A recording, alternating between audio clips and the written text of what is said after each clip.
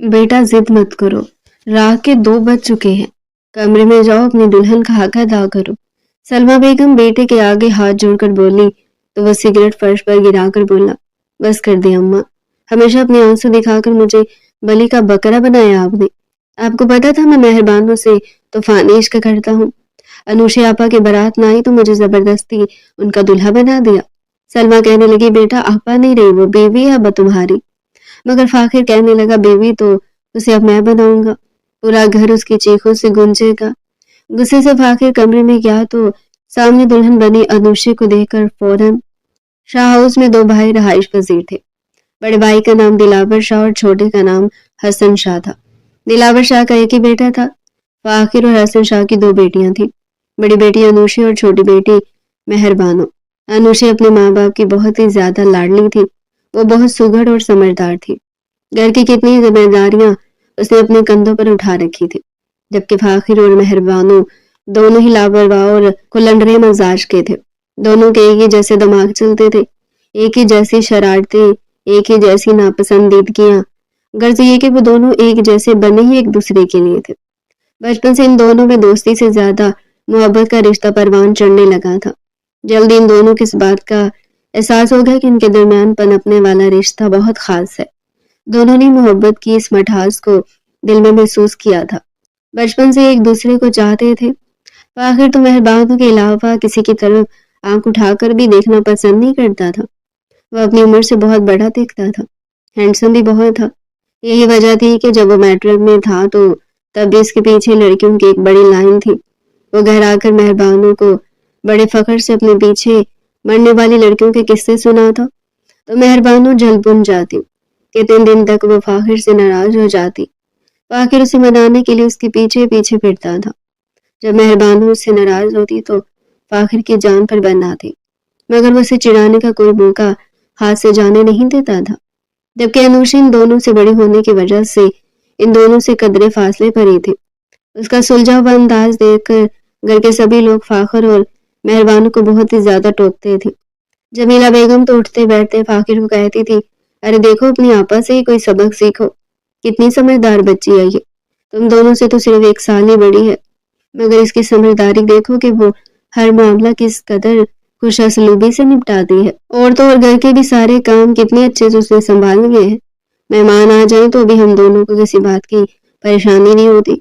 जानते हैं कि अनुषा बेटी सब संभाल लेगी, और तुम्हें जरा सा काम कह दिया जाए तुम तो जान को आ जाते हो।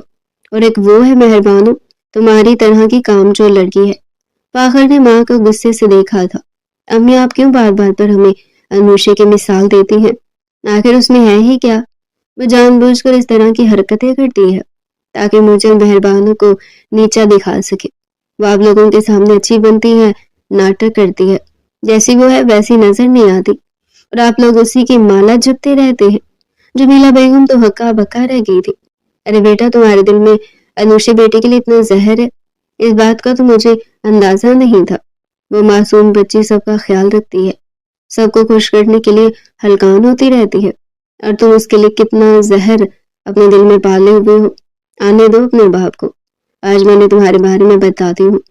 माँ की धमकी सुनकर फाखिर की जान पर बन आई थी। अरे अम्मी, आप जरा सी बात को दिल पे ले लेती हैं और अब्बू तक बात को पहुंचा देती है।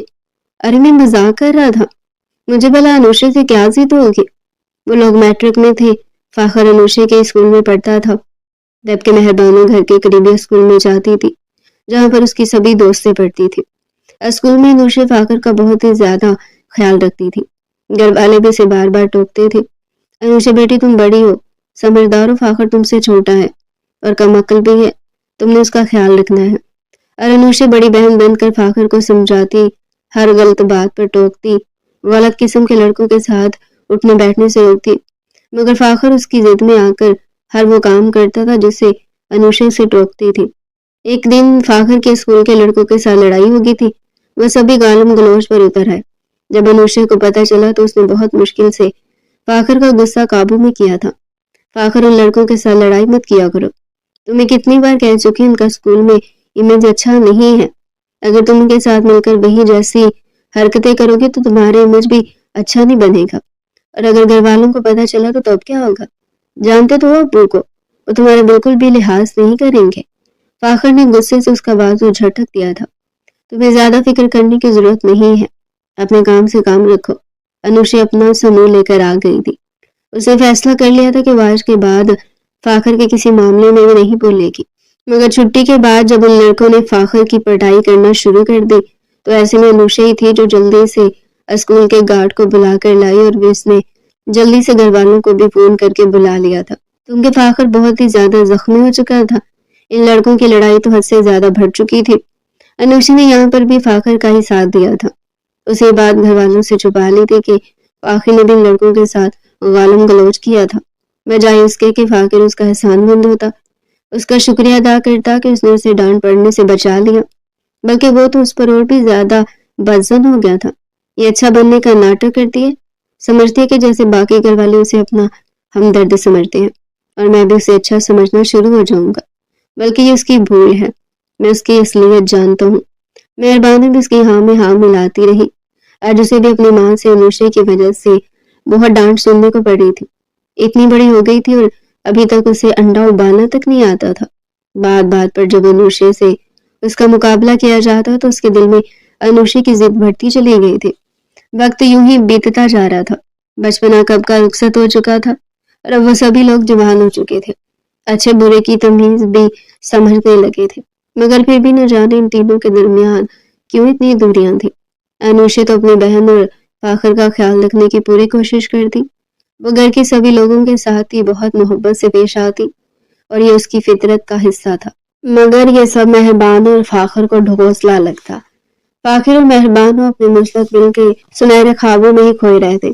فاخر اسے ہمیشہ کہتا تھا کہ جب ہماری شادی ہوگی تو میں ہر وہ کام کروں گا جو تمہیں اچھا لگے گا، جس کام سے تم منع کرو گی میں کبھی بھی اس کام کے قریب تک نہیں جاؤں گا، اور اس گھر میں صرف تمہارا ہی راج چلے گا۔ جب انوشا کی شادی ہو جائے گی تو تب ہم اسے اس گھر میں پھٹکنے بھی نہیں دیں گے۔ گھر والوں کو تو میں دیکھ ہی لوں گا، کیا ہم ساری زندگی اس کا تسلط خود پر برداشت کرتے رہیں گے؟ مہربانوں بھی اس کے ہاں میں ہاں ملانے لگے۔ تم صحیح کہہ رہے ہو فاخر، ہمیں انوشا کو گھر سے نکالنا ہوگا، اسے اپنی زندگیوں سے دور کرنا ہوگا۔ میں مزید انوشا کی تعریفوں کو نہیں سن سکتی۔ اللہ کرے اس کا جلدی سے رشتہ ہو جائے، جلدی سے اس کی شادی ہو جائے، ہماری تو اس کی جان چھوٹ جائے۔ انوشا اب یونیورسٹی جانے لگی تھی۔ فاخر اسے 1 سال جونیئر تھا۔ تایا ابو نے فاخر کا ایڈمیشن بھی اسی یونیورسٹی میں کروایا تھا۔ انوشا کو اپنے ساتھ لے جانے کی ذمہ داری اب فاخر کے اوپر تھی۔ اس سے پہلے کی ذمہ داری تایا ابو خود ہی نبھاتے تھے۔ فاخر آج سے انوشا بیٹی کی ذمہ داری تمہارے سر پر ہے۔ آج کے بعد تم ہی سے یونیورسٹی چھوڑنے اور لینے جاؤ گے، اور ویسے بھی تم بھی تو اسی یونیورسٹی میں جاتے ہو۔ اگر اپنی آپوں کو اپنے ساتھ بٹھا لو گے تو اس میں تمہارا کیا نقصان ہے؟ فاخر ڈانٹ پیسنے لگا تھا۔ بابا میرے ساتھ میرے دوست بھی ہوتے ہیں اور میرے آنے جانے کی کوئی ٹائمنگ نہیں، میرا اپنے دوستوں کے ساتھ گھومنے پھرنے کا بھی دل کرتا ہے، تو ایسے میں انوشا میرے سر پر ہی مسلط رہے گی، یہ بات مجھے اچھی نہیں لگتی۔ ابا نے اسے غصے سے گھورا تھا۔ انوشا کو یونیورسٹی سے گھر چھوڑنے کے بعد تم جہاں جاؤ جہاں مرضی آوارہ گردی کرو، میں تم سے نہیں پوچھوں گا، مگر اس ذمہ داری کو تمہیں اچھے سے نبھانا ہے، کیونکہ انوشا بیٹی کو اکیلے جانے کی عادت نہیں ہے، اور یہ بات تم اچھے سے اپنے ذہن میں بٹھا لو۔ اس وقت تو فاخر خاموش ہو گیا تھا، اس نے باپ سے کسی قسم کی بحث نہیں کی، مگر اگلے دن جب چھٹی ہوئی تو وہ انوشا سے کہنے لگا اب تم اپنا خود بندوبست کر لو، تمہیں میں چھوڑ تو آیا تھا مگر لے جانے کی ذمہ داری اب میں نہیں اٹھاؤں گا، مجھے اپنے دوست کے ساتھ ایک بہت ضروری جگہ پر جانا ہے، اور خبردار اگر گھر جا کر تم نے میرے بارے میں کوئی بات کی تو گھر والوں سے یہی کہنا کہ میں تمہیں خود گھر چھوڑ کر گیا ہوں۔ انوشا نم آنکھوں سے مسکرائی تھی۔ فاخر آخر تم کب بڑے ہوگے، کب سمجھدار ہوگے؟ تم نے اتنا بھی نہیں جانتے کہ اپنے گھر کی ذمہ داری کو کیسے نبھاتے ہیں۔ چلو ٹھیک ہے، میں تمہاری شکایت نہیں لگاؤں گی، میں نہیں چاہتی کہ تمہیں یا مہربانوں کو میری وجہ سے کچھ سننے کو ملے، مگر اب تم بھی سمجھدار ہو، جاؤ۔ فاخر اسے غصے سے دیکھتے ہوئے سر جھٹک کر وہاں سے چلا گیا تھا۔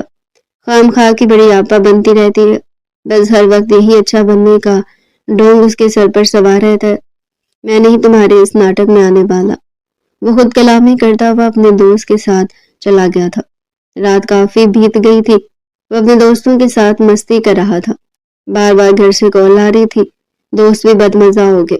یار فاخر، یہ تمہارے گھر والوں کو تم پر بالکل بھی اعتبار نہیں ہے، اگر تم دوستوں کے ساتھ کہہ کر آئی ہو تو انہیں تمہاری بات پر اعتبار ہونا چاہیے، نہ کہ یوں بار بار تمہیں کال کر کے ڈسٹرب کرے۔ فاخر نے بدمزہ ہو کر کال اٹینڈ کر لی تھی۔ امی آپ کیوں مجھے بار بار کال کر کے ڈسٹرب کر رہی ہیں؟ کیا میرا اپنے وقت پر کوئی حق نہیں ہے؟ بیٹا گھر آؤ، تمہارے ابو تمہارا پوچھ رہے ہیں۔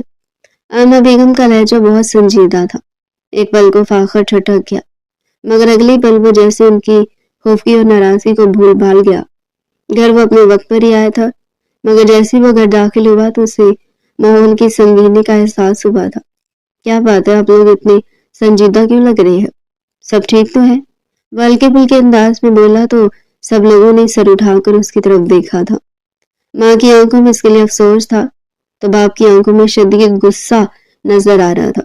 اچانک ابو اپنی جگہ سے اٹھے اور ایک زوردار تھپڑ انہوں نے فاخر کے منہ پر رسید کر دیا تھا۔ فاخر اپنی جگہ پر ہکا بکا رہ گیا۔ بابا آپ نے مجھے مارا؟ کیوں؟ میرا کیا قصور ہے؟ یہ بات تم مجھ سے پوچھ رہے ہو؟ کیا تم نہیں جانتے تم نے کیا کیا ہے؟ میں نے تم سے کہا تھا نا کہ تم نے انوشے کا دھیان رکھنا ہے، اسے اپنی ذمہ داری پر یونیورسٹی لانا اور لے کر جانا، مگر تم نے میری بات کی لاج نہیں رکھی۔ آخر تم سمجھتے کیا ہو؟ جو بات تمہیں کہی جائے تم وہ نہیں مانتے ہو۔ تمہارے ساتھ مسئلہ کیا ہے؟ بتاؤ مجھے، کیا کرنا چاہیے تمہارے ساتھ؟ ایک لمحے میں فاخر کا دماغ گم گیا تھا۔ اچھا تو یہ بات ہے، اس لڑکی کی وجہ سے آج آپ نے مجھ پر ہاتھ اٹھایا، اس نے گھر آ کر میری شکایت کی ہوگی، میرے بارے میں بلا بلا کہا ہوگا، تبھی تو آپ نے یہ حرکت کی ہے۔ نہیں بیٹا، اس نے تمہارے بارے میں کچھ بھی نہیں کہا، بلکہ وہ بیچاری تو اتنی تکلیف میں ہے کچھ بول ہی نہیں سکتی۔ کیوں، کیا ہوا ایسا؟ وہ اپنے گال پر ہاتھ رکھے غصے سے بولا تھا۔ اس کا ایکسیڈنٹ ہوا ہے، بہت برے طریقے سے، روڈ کراس کرتے ہوئے ایک بائک کے ساتھ برے طریقے سے ٹکرائی تھی۔ یہ تو اچھا ہوا کہ وہاں میرے دوست موجود تھے، انہوں نے انوشے کو دیکھا تو اسے فوراً ہسپتال لے کر گئے اور انہوں نے ہمیں انوشے کے بارے میں بتایا، ورنہ ہم بے خبری میں مارے جاتے اور ہماری بچی نہ جانے کس حالت سے گزرتی۔ اس کے ساتھ کیا ہوتا، کوئی اسے ہسپتال لے کر جاتا یا وہ یوں ہی روڈ پر پڑی رہتی، اور یہ سب کا ذمہ دار صرف تم ہو۔ تمہاری لاپرواہی نے آج یہ دن دکھایا ہے۔ ایک لمحے کو وہ اپنی جگہ پر خاموش ہو گیا تھا۔ یہ تو وہ بھی جانتا تھا کہ انوشے کبھی بھی اکیلی کہیں آتی جاتی نہیں تھی، اور وہ تو لوگوں اور ٹریفک کو دیکھ کر ڈر جاتی تھی، مگر فاخر نے اس بات کا بھی احساس نہیں کیا تھا۔ اس وقت وہ غلطی پر تھا، اس لیے خاموش ہو گیا۔ جانتا تھا جتنی بحث کرے گا تو ابو اتنا ہی ڈانٹیں گے، خاموشی سے اپنے کمرے میں چلا گیا۔ تھوڑی دیر کے بعد مہربانو بھی اس کے پاس آ گئی تھی۔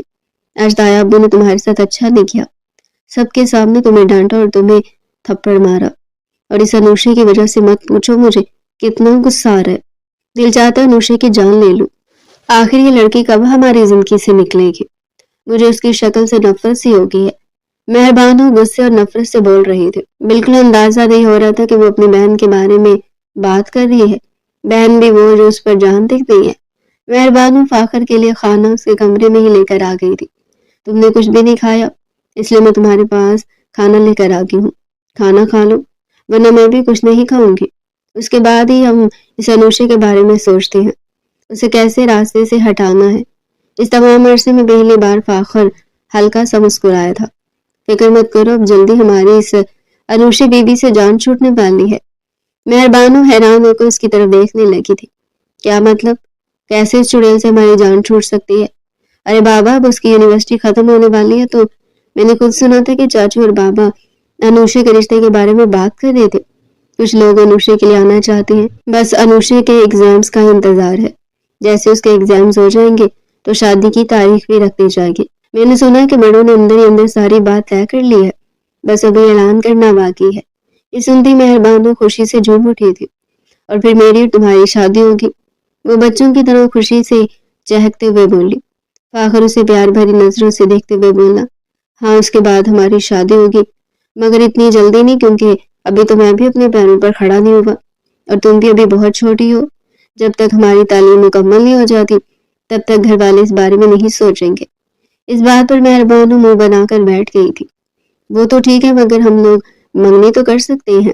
میری کلاس فیلو جتنی بھی ہے نا، سب کی منگنیاں ہو چکی ہیں، اور جب وہ اپنے منگیتروں کے بارے میں بات کرتی ہوں تو مجھے بہت کمپلیکس ہوتا ہے۔ میں چاہتی ہوں کہ میں بھی سبھی لڑکیوں میں فلیکس ماروں کہ میرا منگیتر ایسا ہے ویسا ہے، مجھ سے اتنا پیار کرتا ہے۔ فاخر اس کی بات پر دل کھول کر ہنسا تھا۔ ٹھیک ہے، اس بارے میں بھی کچھ سوچتے ہیں، پہلے انوشے تو درمیان سے ہٹ جائے، اس کے بعد میں اپنی اور تمہارے بارے میں امی سے بات کر لوں گا۔ مجھے پورا یقین ہے کہ کوئی بھی اس رشتے پر انکار نہیں کرے گا، اور ویسے بھی سب لوگ جانتے ہیں کہ ہم دونوں ایک دوسرے کو بہت پسند کرتے ہیں۔ کافی دن لگے تھے انوشے کو صحت یاب ہونے میں، آہستہ آہستہ وہ چلنے پھرنے کے قابل ہوئی تو پھر اس نے یونیورسٹی میں آنا جانا شروع کر دیا تھا۔ ارتایا ابو خود ہی اسے چھوڑنے اور لینے جاتے تھے۔ اب میں دوبارہ اس بیوقوف لڑکے پر اعتبار نہیں کر سکتا، پہلے بھی اس نے میرا اعتبار توڑا، خدا نہ خواستہ تمہیں زیادہ چوٹیں بھی آ سکتی تھی۔ اللہ کا شکر ہے کہ تم بچ گئی ہو۔ جب انوشے کے ایگزامز ہو گئے تو تب گھر میں اس کے رشتے کی بات چیت شروع ہو گئی تھی۔ انوشی بیٹی، ہم نے سلیم کے ساتھ تمہاری شادی کرنے کے بارے میں سوچا ہے، وہ لوگ کافی عرصے سے تمہارے لیے آنا چاہ رہے ہیں، مگر ہم نے انہیں روک رکھا تھا کہ ابھی تمہاری تعلیم مکمل ہو جائے، اور تم بھی اس بات کے لیے تیار نہیں تھی۔ انوشی نے تصور میں سلیم کا چہرہ لایا، وہ پڑھا لکھا سنجیدہ سا نوجوان تھا، بہت تمیز والا۔ اس کے گھر کا ماحول بھی انوشے کے گھر کا ماحول جیسا ہی تھا، تعلیم کی خاص اہمیت تھی اور سبھی لوگ ایک دوسرے کے ساتھ محبت اور عزت سے پیش آتے تھے۔ انوشی نے سارا معاملہ اپنی ماں پر چھوڑ دیا تھا، انہوں نے مسکراتے ہوئے اس کا سر چوم لیا تھا۔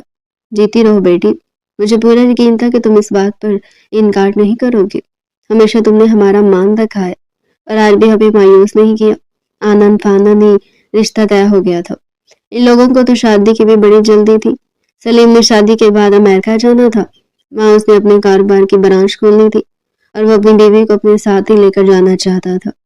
یہی وجہ تھی کہ وہ لوگ اب جلد شادی پر زور دے رہے تھے۔ انوشا اتنی اچانک شادی کا سن کر بوکھلا گئی تھی۔ امی، اتنی جلدی شادی؟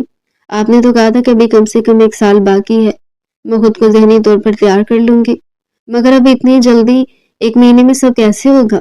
اور میں اتنی جلدی خود کو سب کے لیے تیار نہیں کر پا رہی۔ انوشا روحانسی ہو گئی تھی۔ ارے میری بیٹی، تم تو بہت سمجھدار ہو، تم نے ہمیں کبھی کسی چیز کے لیے مایوس نہیں کیا۔ مجھے پورا یقین ہے کہ تم اس نئے رشتے کے لیے جلدی خود کو تیار کر لو گی اور نئے ماحول کے مطابق بھی خود کو ڈھالو گی۔ ہماری تربیت پر کبھی کسی کو انگلی اٹھانے کا موقع نہ دینا۔ اتنی ایسی نصیحتیں تھی جو انہوں نے انوشا سے کی تھی، یہ تو وہ بھی جانتی تھی کہ انہیں ایسی نصیحتیں کرنے کی ضرورت نہیں ہے۔ انوشا یہ سب بہت اچھے سے جانتی ہے اور کبھی بھی ان کی تربیت پر حرف نہیں آنے دے گی، مگر وہ ماں تھی، ان کے دل میں طرح طرح کے خدشات تھے۔ پورے گھر میں خوشیاں ہی خوشیاں ناچ رہی تھی، سب سے زیادہ خوش تو فاخر اور مہربانو تھے۔ بس اب اس چڑیل کو اس گھر سے نکلنے دو اور پھر ہم اس گھر پہ راج کریں گے، راج، اور ہم تو اس انوشے کا داخلہ بھی اس گھر میں بند کر دیں گے۔ مہربانو نے کہکا لگاتے ہوئے کہا تو فاخر بھی اس کے ہاں میں ہاں ملانے لگا تھا۔ وہ دونوں مستقبل کی منصوبہ بندی کر رہے تھے، اس بات سے بے خبر کے پاس ہی تقدیر کھڑی ان پر کہکے لگا رہی تھی۔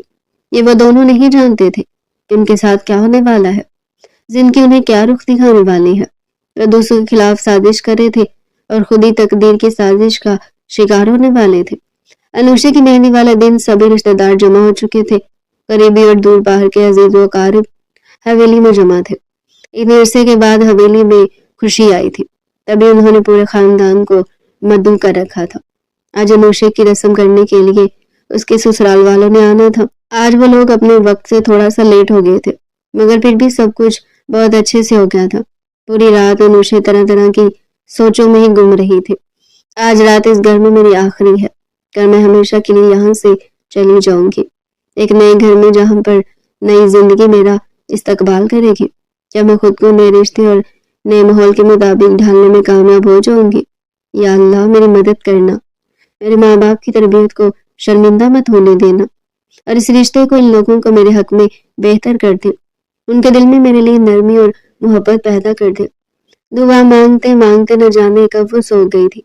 اگلے دن وہ اٹھی تو آج اس کا دل معمول سے زیادہ دھڑک رہا تھا، وہ بہت گھبرائے ہوئی تھی، اسے کسی انہونی کا احساس ہو رہا تھا۔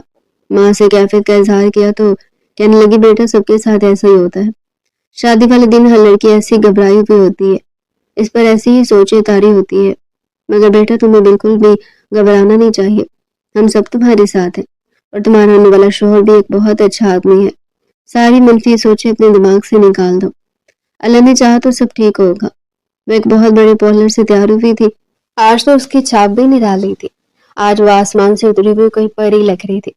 ایک پل کو تو مہربان نے اسے دیکھ کر ٹھٹھک کر رہ گئی تھی۔ یہ چڑیل ہمیشہ سیدھی سادی رہتی تھی اور آج پہلی بار اتنا تیار ہوئی تو کتنی حسین لگ رہی ہے۔ کوئی بات نہیں، جتنی بھی حسین لگے مجھ سے زیادہ نہیں لگ سکتی۔ میں اپنی شادی پر اس سے بھی زیادہ پیاری نظر آؤں گی۔ وہ خود کو تسلی دیتے ہوئے اسے حسد سے دیکھتے ہوئے سوچ رہی تھی۔ بارات میں 2 بجے آنا تھا۔ کافی وقت بیت گیا تھا مگر ابھی تک بارات نہیں آئی تھی۔ اب تو دلاور صاحب پریشانی سے صحن میں ٹہلنے لگے تھے۔ وہ بار بار لڑکے والوں کا نمبر بھی ملا رہے تھے، کال جاری تھی مگر کوئی کال نہیں اٹھا رہا تھا۔ سبھی رشتہ دار اب سوالی نظروں سے ان لوگوں کو دیکھنے لگے تھے۔ اے دلاور صاحب، ابھی تک بارات نہیں آئی، آخر کیا وجہ ہے؟ کیا ان لوگوں نے ارادہ تو بدل نہیں لیا یا کوئی اور وجہ ہو گئی ہے؟ رشتہ داروں کی باتیں سن کر دلاور صاحب پریشان ہو رہے تھے۔ گھر کے سبھی لوگوں کے دل میں اب پریشانی سے اٹھ رہی تھی۔ صرف مہربان اور فاخر ہی تھے جنہیں کسی قسم کی پریشانی نہیں تھی، بلکہ وہ دونوں تو اپنی ہی دنیا میں جیسے کھوئے ہوئے تھے۔ جبکہ انوشی، اس کا دل تو زور زور سے دھڑک رہا تھا۔ تبھی دلاور صاحب کے نمبر پر کال آئی تھی۔ انہوں نے پرسکون ہو کر کال اٹینڈ کر لی۔ ارے مبشر صاحب، کب سے آپ کو کال کروں، کہاں رہ گئے آپ لوگ؟ آگے سے نہ جانے کیا کہا گیا کہ دلاور صاحب کا چہرہ بالکل بدل گیا تھا۔ وہ اپنا دل تھام کر زمین پر بیٹھتے چلے گئے تھے۔ رشتہ داروں نے انہیں سنبھالا۔ کیا بات ہے دلاور بھائی صاحب، ٹھیک تو ہیں؟ آمنہ بیگم ان کے پاس آئی تھی۔ کیا کہا انوشا کے سسرال والوں نے؟ کب تک آ رہے ہیں وہ لوگ؟ انہیں پوچھنے میں اتنی دیر کیوں ہوگی؟ وہ ماں تھی، ان کے دل میں بہت سارے وسوسے تھے اور آج تو ان کا دل بھی جیسے ہول رہا تھا۔ آج سلیم کا ایکسیڈنٹ ہو گیا اور اب وہ لوگ کبھی بارات نہیں لائیں گے۔ ان کا کہنا ہے کہ ہماری بیٹی منحوس قدم ہے، ابھی وہ گھر آئی نہیں تو ان کے بیٹے کا ایکسیڈنٹ ہو گیا۔ اگر ان کی زندگی میں شامل ہوگی تو نہ جانے ان کے ساتھ کیا ہوگا۔ سب لوگوں کو جیسے سانپ سونگھ گیا تھا۔ کسی کو یقین ہی نہیں آ رہا تھا کہ ایسا بھی ہو سکتا ہے۔ فاخر اور مہربانو بھی اب پریشان نظر آنے لگے تھے۔ وہ دونوں تو خوش تھے کہ آج ہمیشہ کے لیے انوشی چلی جائے گی، مگر اب تو اس کی بارات میں بھی آنے سے انکار کر دیا۔ دلاور صاحب نے تفتیش سے اپنے چھوٹے بھائی کو دیکھا تھا۔ حسن صاحب کی طبیعت خراب ہونے لگی تھی۔ جب انہیں پتہ چلا کہ ان کی بیٹی کے بارات آنے سے پہلے ہی لوٹ گئی تو وہ اپنا دل پکڑ کر زمین پر بیٹھتے چلے گئے تھے۔ انہیں ہارٹ اٹیک آ گیا تھا۔ وہ گھر جو خوشیوں کا مرکز بنا ہوا تھا اب دیکھتے ہی دیکھتے جیسے کسی مردہ خانے میں تبدیل ہو گیا تھا۔ رشتہ داروں کی نظریں باتیں نہ جانے کیا کچھ تھی جو حسن صاحب اور آمنہ کو اندر اندر گال کرنے لگا تھا۔ پریشان تو دلاور صاحب بھی تھے، انوشی میں تو ان کی جان تھی۔ یہ بھتیجی انہیں سب سے زیادہ پیاری تھی، معصوم سی، سلیقہ مند، اور اب اس بیٹی کا نصیب اتنا خراب نکلے گا یہ تو انہوں نے وہم و گمان بھی نہیں سوچا تھا۔ میری پیاری بھتیجی، آج تک اس نے کبھی کسی کے ساتھ برا نہیں سوچا۔ کون جانتا تھا کہ اس کے ساتھ ایسا ہوگا؟ اب کون کرے گا اس سے شادی؟ وہ روتے ہوئے اپنے بھائی کو سہارا دینے لگے تھے۔ حسن صاحب کی حالت بہت زیادہ خراب تھی اور اوپر سے سب لوگوں کی باتوں نے بھی ان کی ہمت ختم کر دی تھی۔ ارے اب کون آئے گا اس لڑکی کو بیاہنے کے لیے؟ یہ بیچاری تو باپ کی دہلیز پر ہی بیٹھی رہے گی۔ بھلا ایسی لڑکیاں جن کی بارات دروازے سے ہی لوٹ جائے انہیں کون بیاہنے کے لیے آتا ہے؟ اب تو چھوٹی کے لیے بھی کوئی امیدوار بن کر نہیں آئے گا۔ یا اللہ، اسی آزمائش سے سب لوگوں کو بچا۔ ظاہر تو وہ لوگ ہمدردی میں باتیں کر رہے تھے مگر ان کی باتیں حسن صاحب کے دل پر تیر کی طرح لگ رہی تھی۔ تبھی دلاور صاحب غصے سے دہاڑنے لگے تھے۔ میں کروں گا انوشے کی شادی، وہ میری بہو بنے گی۔ میں ابھی اور اسی وقت فاخر اور انوشے کی شادی کر رہا ہوں۔ ابھی اور اسی وقت ان دونوں کا نکاح ہوگا اور تم سب لوگوں کے سامنے ہوگا۔ یہ جو لوگ میری بھتیجی کے بارے میں باتیں بنا رہے ہیں نا، اب تم سب کی زبانیں بند کرنے کا وقت آ گیا ہے۔ دلاور صاحب نے بغیر سوچے سمجھے اتنا بڑا فیصلہ کر دیا تھا۔ یہ سمجھے بغیر کہ ان کا بیٹا انوشے سے نہیں بلکہ مہربانوں سے محبت کرتا ہے، اس سے شادی کرنا چاہتا ہے۔ اب وہ مہربانوں کے بجائے انوشے کو کیسے اپنی دلہن کے روپ میں قبول کرے گا؟ جب فاخر کو پتہ چلا امی ابو ہمیشہ ایسا ہی کرتے ہیں، اپنی اس لاڈلی کی وجہ سے ہمیشہ میرے ساتھ ناانصافی کرتے ہیں، میرے ساتھ برا سلوک کرتے ہیں، اور اب اگر اس کی بارات لوٹ گئی تو اس میں میرا کیا قصور ہے؟ میں اس سے شادی نہیں کرنے والا۔ دلاور صاحب نے اس کی ساری باتیں سن لی تھی۔ برخوردار، اگر تم یہ شادی نہیں کرو گے تو اپنا کوئی اور بندوبست کر لو، میں تمہیں اس جائیداد سے آ کر دوں گا اور پھر اس گھر سے بھی نکال دوں گا۔ میں دیکھوں گا کہ بغیر جائیداد کے تم کہاں جاؤ گے۔ یہ جس دولت پر، جس رتبے پر تم اتنا کرتے ہو نا، یہ سب میری ہی دین ہے۔ اگر تم سے یہ گھر گاڑی روپیہ پیسہ سب کچھ میں نے چھین لیا تو تم خالی سڑک پر آ جاؤ گے.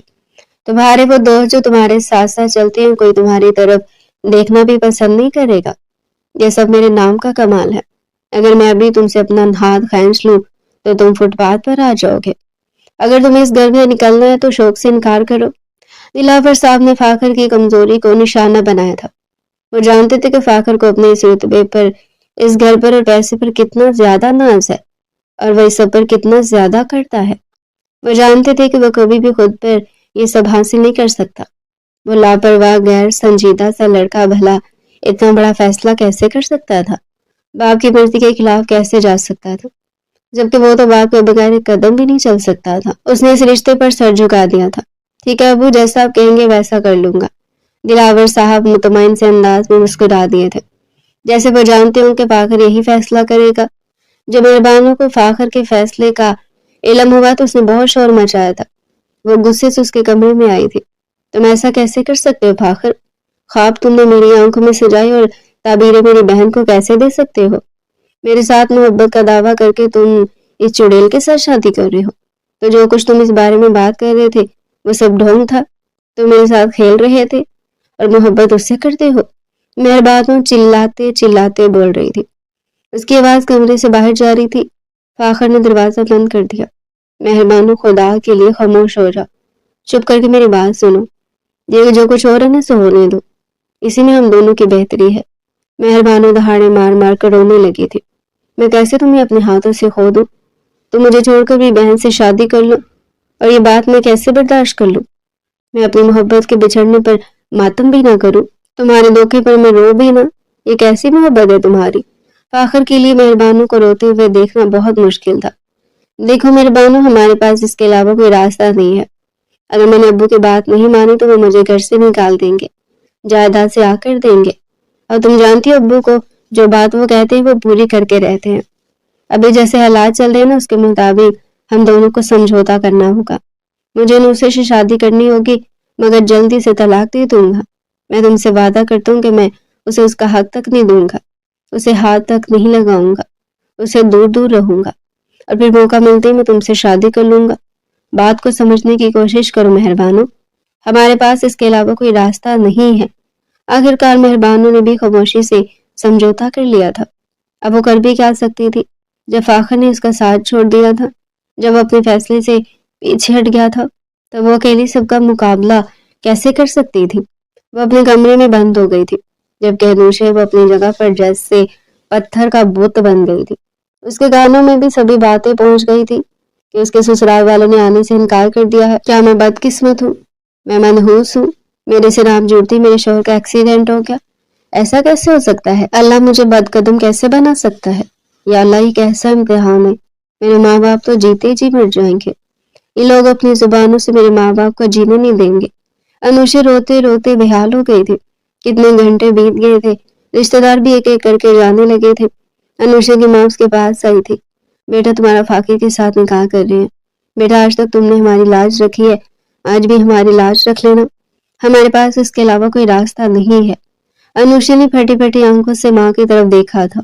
ماں، مگر ماں نے اسے خاموش رہنے کا اشارہ کر دیا. اگر مگر کچھ نہیں بیٹا، جو کہا ہے نا وہ کرو.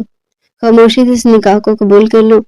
تمہارے دل میں کیا ہے یہ سب ہم بہت اچھے سے جانتے ہیں، مگر اب سمجھوتے کے علاوہ ہمارے پاس اور کوئی راستہ نہیں بچا رہا. انوشے نے چپ چاپ نکاح نامے پر دستخط کر دیے تھے اور پھر اسے فاخر کے کمرے میں بھیج دیا گیا تھا.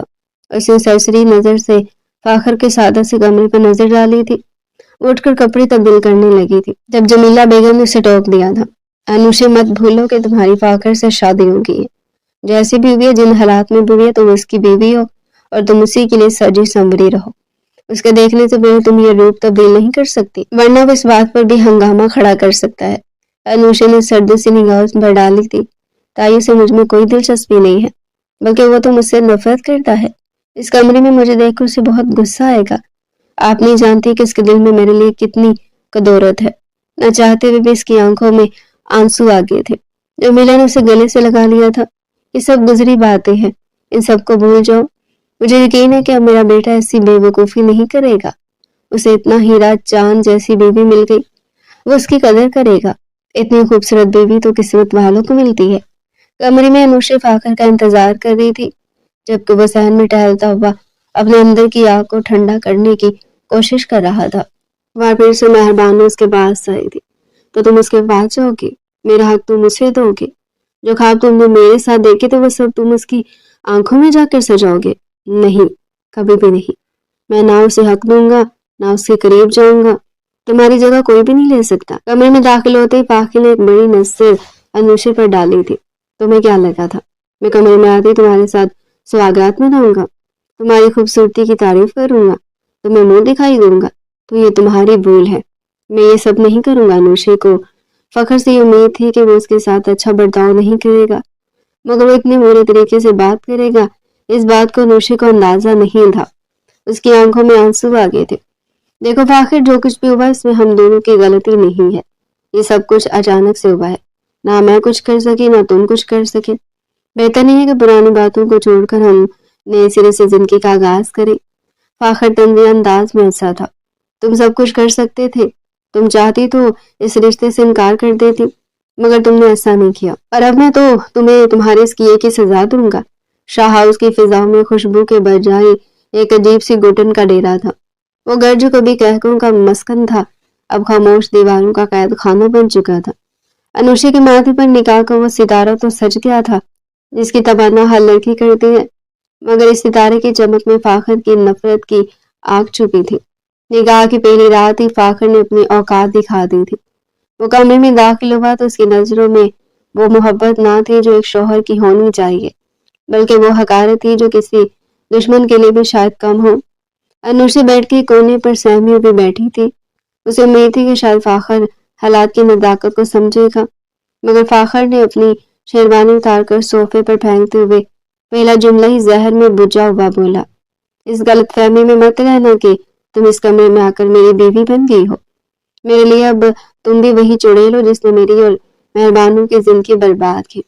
تم نے یہ نکاح صرف جائیداد اور اپنی نام نہاد عزت بچانے کے لیے کیا ہے، ورنہ اگر تم میں ذرا بھی غیرت ہوتی تو تم تائے ابو کے سامنے کھڑی ہو جاتی اور کہہ دیتی کہ تمہیں یہ شادی منظور نہیں۔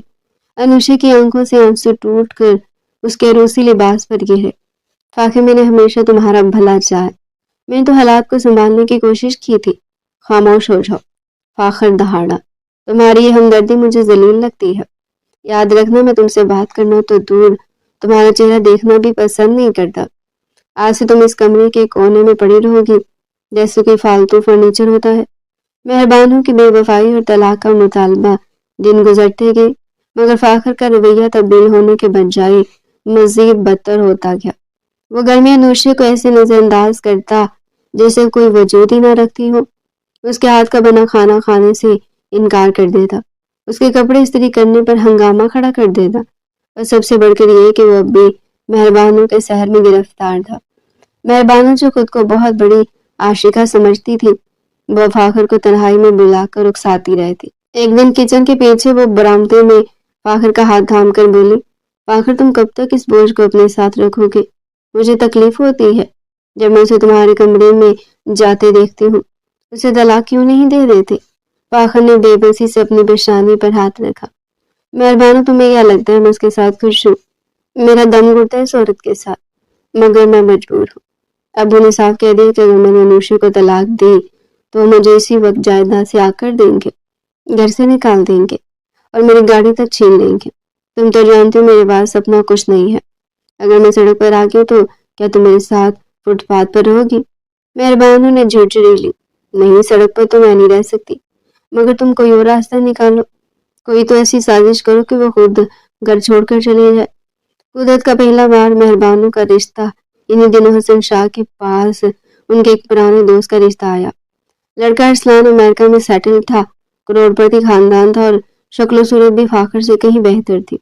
حسن شاہ جو مہربانوں کی فاخر کے لیے دیوانگی دیکھ کر پہلے پریشان تھے، انہوں نے فوراً ہاں کر دی۔ انہیں لگا کہ انوشی کی زندگی تو برباد ہو ہی چکی ہے، کم از کم مہربانوں تو سنور جائے۔ جب مہربانوں کو یہ پتہ چلا تو اس نے گھر سر پر اٹھا دیا، میں ارسلان سے شادی نہیں کروں گی، میں صرف فاخر کی ہوں۔ اس نے چیخ چیخ کر پورے گھر کو اکٹھا کر لیا۔ دلاور شاہ فاخر کے والد نے جب یہ سنا تو ان کا غصہ آسمان کو چھونے لگا۔ انہوں نے فاخر کو سب کے سامنے بلایا اور مہربانوں کے سامنے کھڑا کر دیا۔ فاخر کیا تم مہربانوں سے شادی کرنا چاہتے ہو؟ فاخر جو اپنے باپ کے جاہ و جلال اور جائیداد کے چھن جانے کے ڈر سے کانپ رہا تھا، اس نے سر جھکا لیا۔ نہیں ابو، مہربانوں میری چھوٹی بہن جیسی ہے، میں نے کبھی ایسا نہیں سوچا۔ مہربانوں کے پیروں تلے سے زمین نکل گئی۔ جس فاخر کے لیے وہ اپنی بہن کے گھر میں زہر گھول رہی تھی، اسی فاخر نے اپنی عیاشی اور دولت کی خاطر اسے لا تعلقی کا اظہار کر دیا۔ گھر والوں نے زبردستی مہربانوں کی منگنی ارسلان سے کر دی اور صرف 20 دن کے اندر شادی طے کر دی۔ مہربانوں روتی رہی، فاخر کو کوستی رہی، مگر اب قدرت کا پہیہ گھوم چکا تھا۔ انوشے پر ظلم کی انتہا۔ مہربانوں کی رخصتی کے بعد فاخر کا غصہ انوشے پر دگنا ہو گیا۔ اسے لگتا تھا کہ اگر انوشے اس کی زندگی میں نہ ہوتی تو وہ مہربانوں کو کبھی نہ کھوتا۔ وہ انوشے کو بالوں سے پکڑ کر دیوار کے ساتھ لگا دیتا اور غصے سے کہتا، یہ سب تمہاری وجہ سے ہوا ہے۔ تم نے اس دن شادی سے انکار کیوں نہیں کیا؟ تم نے کیوں میری زندگی میں قدم رکھا؟ اگر تم اس وقت نہ کہہ دیتی تو گھر والے مجبور ہو کر میری شادی مہربانوں سے کر دیتے، مگر تمہاری اس خاموشی نے میری محبت چھین لی۔ انوشے روتے ہوئے کہتی، فاخر میں نے تو کچھ نہیں کیا، بڑوں نے فیصلہ کیا تھا، بکواس مت کرو۔ فاخر نے اسے دھکا دیا، تمہیں تو موقع مل گیا تھا مجھ سے جیسے ہینڈسم لڑکے سے شادی کرنے کا، تم کیوں انکار کر دی؟ تم جیسی لڑکیاں بس اچھائی کا لبادہ اڑ کر دوسروں کی زندگی برباد کرتی ہیں۔ فاخر نے اب گھر آنا تقریباً چھوڑ دیا تھا۔ وہ باہر دوستوں کے ساتھ آوارہ گردی کرتا اور جب گھر آتا تو انوشے کو ذہنی اذیت دیتا، اسے نوکرانیوں سے بھی بدتر سمجھنے لگا تھا۔ گھر کے کاموں میں اگر ذرا سی دیر ہو جاتی تو وہ سب کے سامنے انوشے کو ذلیل کرتا۔ جمیلہ بیگم فاخر کی ماں گرچہ انوشے سے ہمدردی رکھتی تھی، مگر وہ اپنے بیٹے کے غصے کے سامنے بے بس تھی۔ خوشخبری اور فاخر کا فرار، اسی ظلم و ستم کے دور میں انوشے کی طبیعت بگڑنے لگی۔ اسے چکر آتے، وہ کمزور ہو گئی تھی۔ جب ڈاکٹر کو دکھایا گیا تو پتہ چلا کہ وہ امید سے ہے۔ یہ خبر شاہ ہاؤس کے لیے ایک نئی امید لے کر آئی۔ دلاور شاہ بہت خوش ہوئے، انہیں لگا پوتا یا پوتی آنے گی تو فاخر سدھر جائے گا اور اپنی ذمہ داریاں سمجھے گا، مگر فاخر کے لیے خبر کسی بم کے دھماکے سے کم نہ تھی۔ اس نے انوشے کے پاس جا کر غصے سے کہا، تمہیں کیا لگا یہ خوشخبری سنا کر تم مجھے قید کر لو گی؟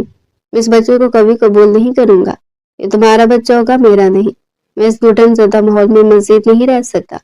اسی رات فاخر نے خاموشی سے اپنا پاسپورٹ اور ضروری سامان نکالا۔ اس نے پہلے اپنے ایک دوست کے ذریعے کینیڈا کا ویزا لگوا لیا تھا۔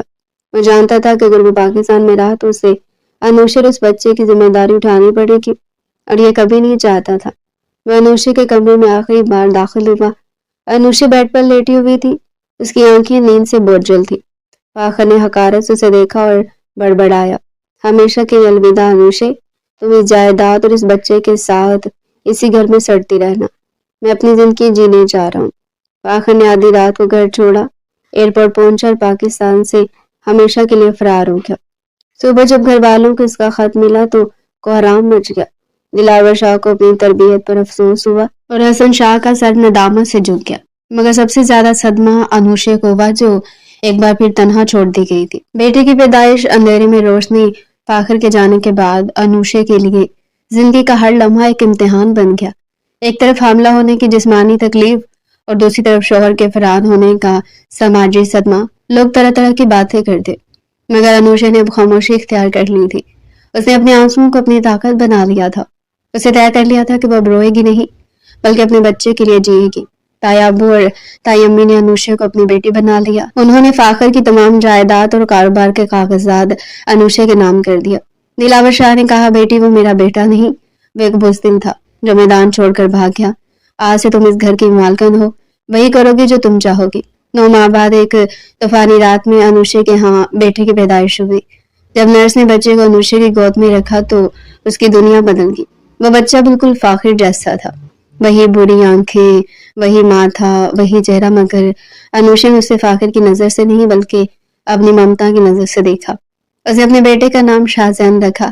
شاہ زین کی آمد نے گھر کے اداس کونوں میں دوبارہ روشنی بھر دی۔ انوشے نے اسے سینے سے لگایا اور اللہ کا شکر ادا کیا کہ اس نے اسے تنہا نہیں چھوڑا۔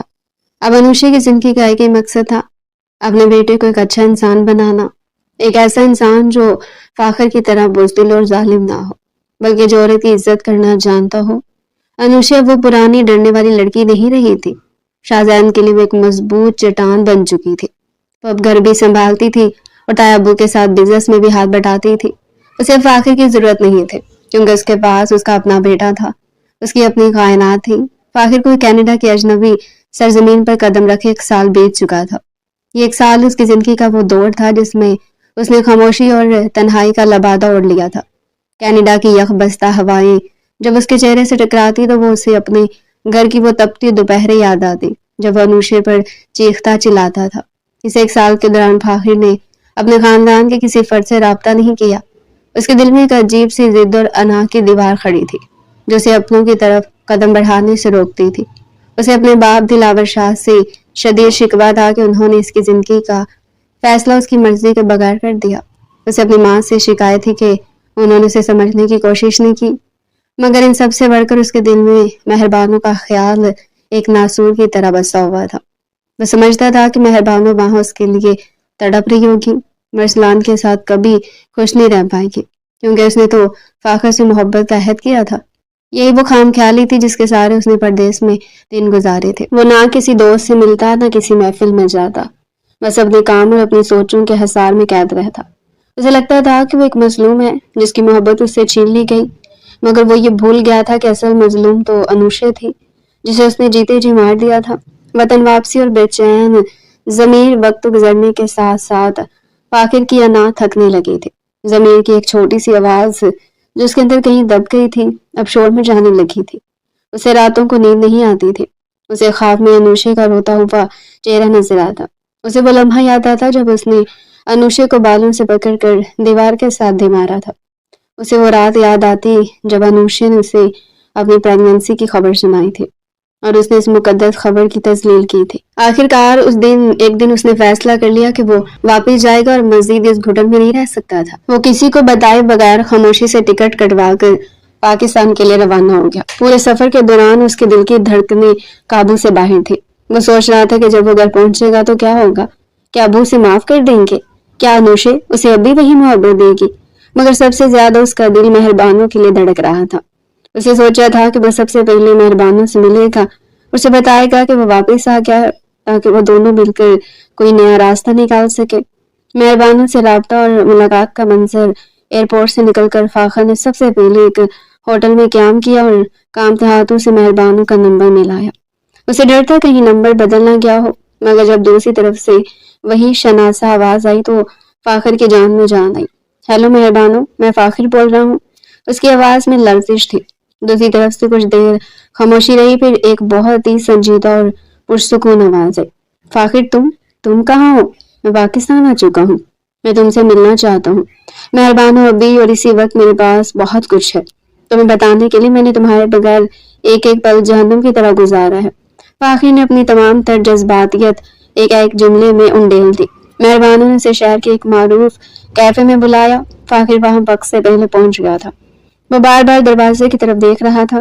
اسے امید تھی کہ مہربانوں ویسے ہی الہڑ اور دیوانی لڑکی ہوگی جو اس کے لیے کچھ بھی کر گزرنے کو تیار تھی، مگر جب کیفے کا دروازہ کھلا اور مہربانوں اندر داخل ہوئی تو فاخر کو لگا جیسے اس کے سر پر آسمان گر پڑا۔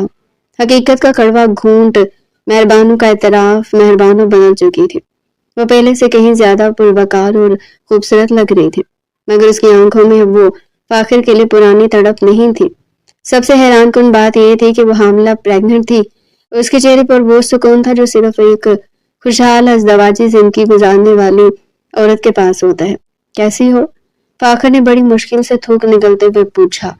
مہربانوں نے کرسی سنبھالی، پرسکون لہجے میں کہا، میں بہت خوش ہوں فاخر، اللہ کا لاکھ لاکھ شکر ہے کہ میری شادی ارسلان سے ہوئی۔ وہ صرف ایک شوہر نہیں، میرے بہترین دوست بھی ہیں۔ انہوں نے مجھے وہ زندگی دی جس کی میں حقدار تھی۔ فاخر کو لگا جیسے کسی نے اس کے سینے میں خنجر اتار دیا ہو۔ خوش ہو تم ارسلان کے ساتھ؟ خوش ہو تم مجھ سے محبت کرتی تھی؟ ہم نے انوشے کے خلاف کتنے منصوبے بنائے تھے، کیا وہ سب جھوٹ تھا؟ مہربانوں نے ایک ٹھنڈی سانس بھری اور فاخر کی آنکھوں میں آنکھیں ڈال کر کہا، فاخر سچ تو یہ ہے کہ مجھے تم سے کبھی محبت تھی ہی نہیں، وہ صرف ایک کشش تھی جو حسد کی بنیاد پر قائم تھی۔ ہم دونوں انوشے سے نفرت کرتے تھے، اس لیے ہمیں لگتا تھا کہ ہم ایک دوسرے کے قریب ہیں۔ انوشے ہم دونوں سے بہتر تھی، اسے سب کی توجہ ملتی تھی، وہ ہر کام میں ماہر تھی، اس لیے ہمیں اسے نیچا دکھانے میں مزہ آتا تھا۔ ہم نے اپنے اس حسد اور نفرت کو محبت کا نام دے دیا تھا۔ مہربانوں نے جاری رکھا، جب میں ارسلان کے گھر گئی تو مجھے پہلی بار احساس ہوا کہ رشتہ کیا ہوتا ہے۔ ارسلان نے مجھے سکھایا کہ کسی کے لیے برا سوچ کر آپ کبھی خوش نہیں رہ سکتے۔ فاخر، تم نے انوشے کے ساتھ جو کیا وہ ناقابل معافی ہے۔ وہ تمہاری بیوی تھی، وہ تمہارے بچے کی ماں بننے والی تھی، اور تم اسے حال میں چھوڑ کر بھاگے۔ ہم دونوں ہی غلط تھے فاخر، مگر انوشے نے کبھی ہمارا برا نہیں چاہا۔ وہ تو ہمیشہ ہماری ڈھال بنی۔ آج جب میں خود ماں بننے والی ہوں تو مجھے احساس ہو رہا ہے کہ ایک عورت کے لیے شوہر کا ساتھ کتنا ضروری ہوتا ہے۔ تم نے اپنی بہن جیسی انوشے کے ساتھ جو کیا اس پر تمہیں توبہ کرنی چاہیے۔ ندامت کا سمندر اور شاہ ہاؤس کی طرف سفر، مہربانوں کی ایک ایک بات فاخر کے دل پر تیر بن کر لگ رہی تھی۔ اسے پہلی بار آئینہ دکھایا گیا تھا اور وہ آئینہ بہت ہی بھیانک تھا۔ اسے احساس ہوا کہ وہ جس سراب کے پیچھے بھاگ رہا تھا وہ دراصل اس کی اپنی ہی انا کا دھوکا تھا۔ مہربانوں اپنی زندگی میں بہت آگے نکل چکی تھی اور وہ آج بھی وہیں کھڑا تھا جہاں سے 1 سال پہلے بھاگا تھا۔ وہ کیفے سے نکلا تو اس کے پاؤں من کے ہو رہے تھے۔ اب اسے اپنی ماں کی وہ باتیں یاد آ رہی تھی کہ انوشے سے بہتر لڑکی تمہیں کبھی نہیں ملے گی۔ اسے انوشے کی وہ بے بس نظریں یاد آ رہی تھی جب وہ اسے ٹھکرا کر جا رہا تھا۔ وہ سیدھا شاہ ہاؤس کی طرف روانہ ہوا۔ وہ جانتا تھا کہ وہاں اس کا استقبال پھولوں سے نہیں ہوگا، مگر اب وہ مزید بھاگنا نہیں چاہتا تھا۔ جب وہ شاہ ہاؤس کے بڑے گیٹ پر پہنچا تو رات کے سائے گہرے ہو رہے تھے۔ گھر کے صحن میں خاموشی تھی۔ وہ دبے قدموں اندر داخل ہوا تو برآمدے میں اسے ایک چھوٹی سی روشنی نظر آئی۔ وہاں انوشے ایک جھولے کے پاس بیٹھی کسی گہری سوچ میں ڈوبی ہوئی تھی۔ وہ پہلے سے بہت کمزور ہو گئی تھی، مگر اس کے چہرے پر ایک تقدس آ گیا تھا۔ انکشاف، شاہزین کی پیدائش۔ فاخر کی نظر بنگوڑے میں سوئے ہوئے ایک چھوٹے سے بچے پر پڑی۔ اس کا دل دھڑکنا بھول گیا۔ کیا یہ اس کا بیٹا ہے؟ کیا انوشی نے اسے پیدا کر لیا ہے؟ اس کے قدم خود بخود اس طرح بڑھنے لگے۔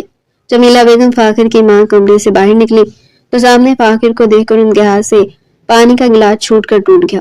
فاخر ان کی چیخ نکلی۔ دلاور شاہ بھی باہر نکل آئے۔ اپنے بیٹے کو دیکھ کر ان کی آنکھوں میں غصے کی لہر دوڑ گئی۔ تم یہاں کیوں آئے ہو؟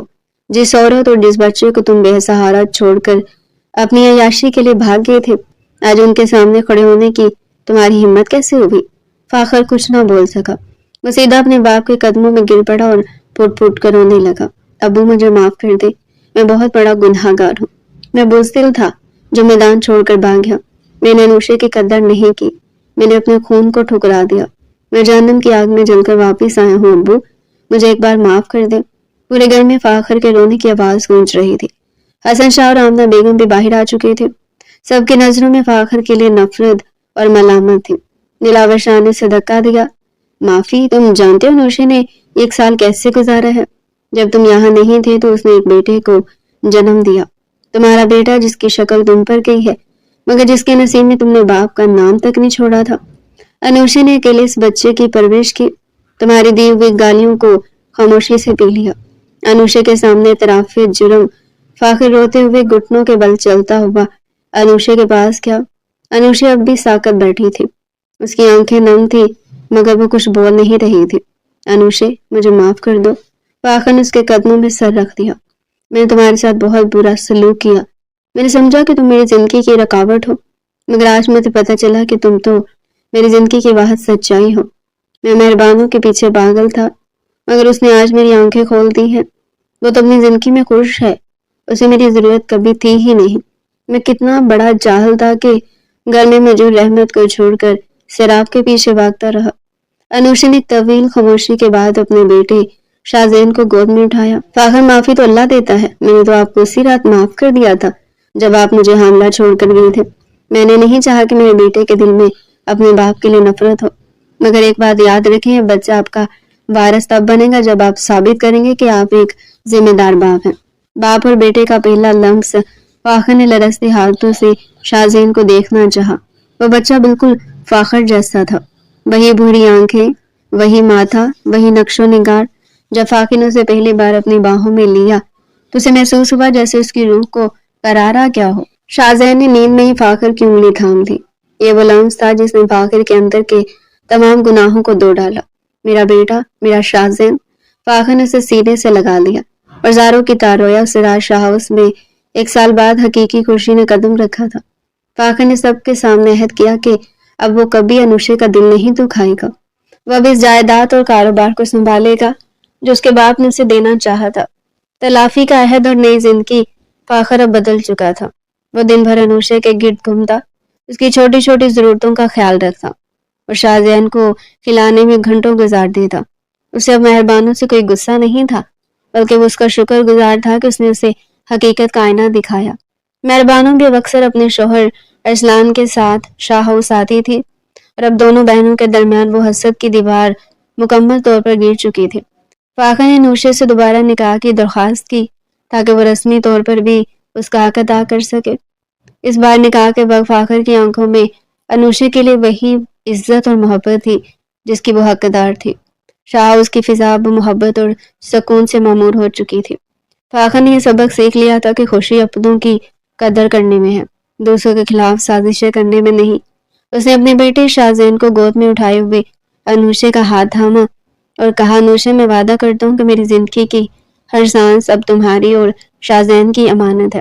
میں نے جو وقت ضائع کیا میں اس کی تلافی پوری زندگی کروں گا۔ انوشے نے مسکرا کر اپنی زندگی کے سب سے خوبصورت تحفے یعنی اپنے شوہر اور بیٹے کو دیکھا۔ اب اس کے گھر میں وہ محبت تھی جس کی اس نے ہمیشہ دعا مانگی تھی۔ یہ کہانی ان تمام غلطیوں کی تلافی تھی جو انا اور حسد کی بنیاد پر کی گئی تھی اور جس کا انجام ایک خوبصورت اور سچی محبت پر ہوا۔ تو ڈیئر پیارے ناظرین، یہ تھا آج کا ہمارا انٹرسٹنگ اور مزے کا ناول۔ مزید ایسے ہی ناول ہمارے چینل پر ڈیلی سننے کے لیے چینل کو سبسکرائب کریں، ویڈیو کو لائک کریں اور کمنٹ سیکشن میں اپنی رائے لازمی دیں۔